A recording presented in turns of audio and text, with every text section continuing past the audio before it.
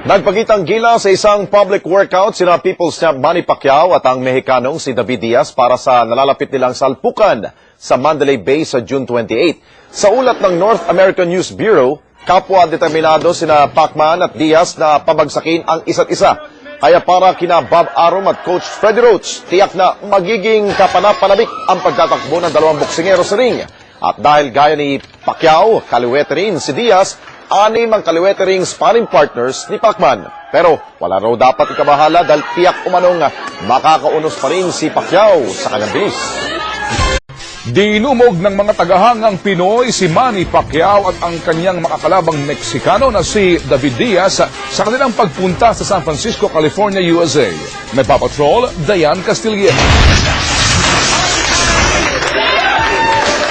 Tuwang-tuwa ang WBC lightweight champion na si David Diaz sa mainit na pagsulubong sa kanya ng mga fans sa San Francisco. Kahit karamihan ay mga Pinoy, pinalakpakan pa rin ang Meksikano na makakaharap ang boxing idol na si Manny Pacquiao ngayong buwan ng Hunyo. Akyat agad sa ring si Diaz at nagpakita ng sample ng kanyang mga suntok na ikinatuwa ng mga fans. Bukod sa kanyang galing at experience sa boxing, naniniwala si Diaz na ang kanyang determinasyon ang magbibigay sa kanya ng tagumpay. Working my heart off, my butt off, and doing everything possible to be Manny Pacquiao, because I know most people don't give me a chance. But as long as I know I can do it, my corner over there, my wife and my family, that's all that matters. Doble naman ang sigaw ng mga fans pagpasok ni Pacman. Halos di makalakad ang Pinoy dahil sa dami na nagsiksikan para makalapit sa World Champ. Galing sa Los Angeles si Manny kung saan siya naghahanda para makuha ang pangalawang world title sa taong ito. Gaya ng dati, napawaw ang mga fans sa lakas at bilis ng Pinoy.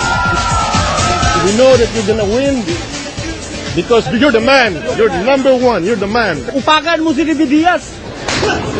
Ayon kay Pacquiao, ang kanyang mga fans sa buong mundo ang nagbibigay sa kanya ng inspirasyon at lakas para pagbutihin pa ang kanyang boxing.